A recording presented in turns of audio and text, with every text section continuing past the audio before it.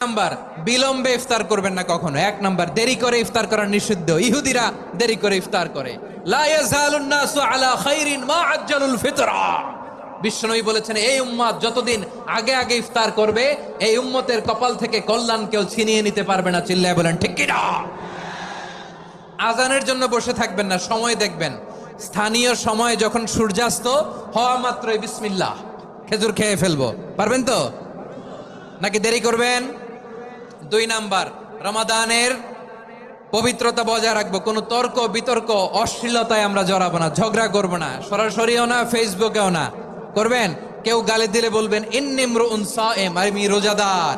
আল্লাহর হাবিব শিখিয়েছেন, কেউ যদি তোমার গালি দেয়, কটু কথা বলে, অশ্লীল কথা বলে, রমজানে তুমিও বলতে পারবে না। তুমি বলতে পারবা ইন্নী ইমরুউন সায়েম, আমি রোজাদার।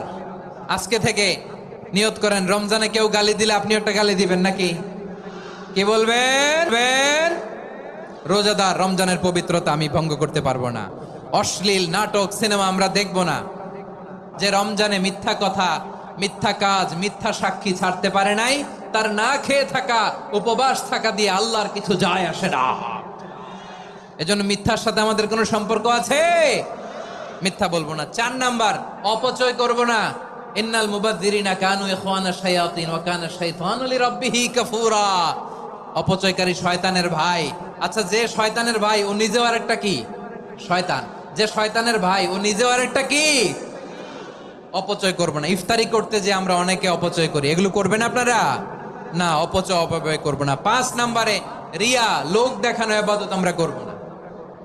লোক দেখানোর জন্য নামাজ, রোজা, জিকির, তেলাওয়াত, দান, সদকা এগুলো করলে আল্লাহর দরবারে এগুলো কবুল হবে। বিশ্বনবী বলেন, দাজ্জালের ফিতনার চেয়ে একটা বড় ফিতনার ভয় আমি করি। সেটা কি? আর রিয়া, শো অফ মেন্টালিটি, লোক দেখানো মানসিকতা। এটা থেকে আমরা বিরত থাকবো ইনশাআল্লাহ। 6 নাম্বার, অনেক গুরুত্বপূর্ণ। ব্যবসায়ী ভাইয়েরা, ব্যবসা করেন কারা কারা? হাত তুলে দেখান তো আমারে। মাশাআল্লাহ, হাত নামান। ব্যবসায়ী ভাইয়েরা, অনেক অসাধু ব্যবসায়ী আছে, রমজান আসলে নিত্য প্রয়োজনীয় পণ্যের মূল্য বৃদ্ধি করে দেয়। এরকম আছে না নাই? এগুলো করবেন না। মজুদদারি করবেন না। পণ্যের কৃত্রিম সংকট বাজারে করবেন না। আপনি লাখ টাকা কামায়া ভাবছেন যে রোজাদারদের কষ্ট দিয়ে ধনী হবেন। এমন রোগ আল্লাহ আপনারে দিবে, কোটি টাকা দিয়েও আপনি হাসপাতালের বিল পরিশোধ করার ক্ষমতা আপনার হবে না। খবরদার। শেষ বয়সে দেখবেন কি কষ্ট আপনার হয়। আপনি রোজাদারদের কষ্ট দিচ্ছেন, আল্লাহ আপনার সুখে রাখবে? আল্লাহর দোহাই লাগে, আমার ব্যবসায়ী ভাইয়েরা এটা করবেন না। আরব বিশ্বে আমরা দেখেছি, আরব বিশ্বের ব্যবসায়ীরা সারা বছরে ব্যবসা করে, রমজানে ভর্তুকি দেয়। আর আমার দেশের কিছু অসাধু ব্যবসায়ী রমজানে গলাকাটা ব্যবসা করে আর সারা বছর সইটার উপর দিয়ে চলে। চিল্লায় বলেন ঠিক কিনা? করবেন না, এটা করবেন না।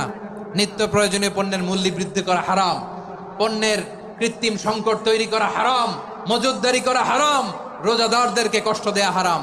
এটা করবেন না।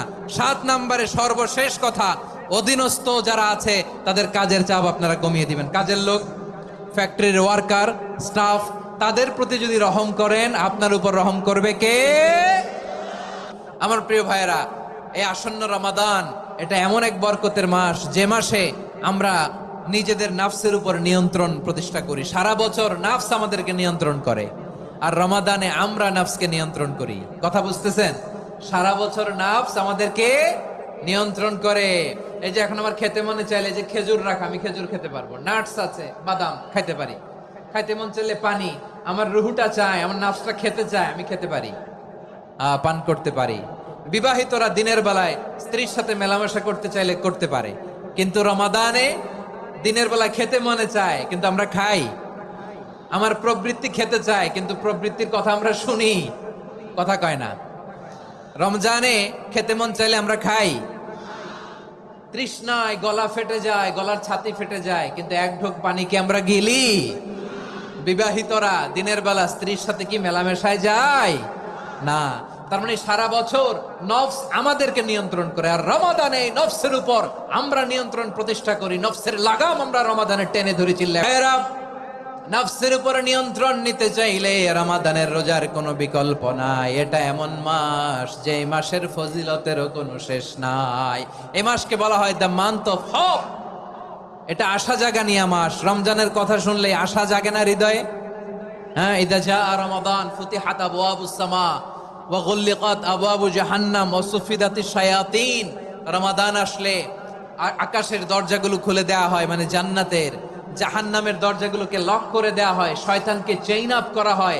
ইবাদত করলে শুধু করতেই মনে চায়। চিল্লায় বলেন না সুবহানাল্লাহ।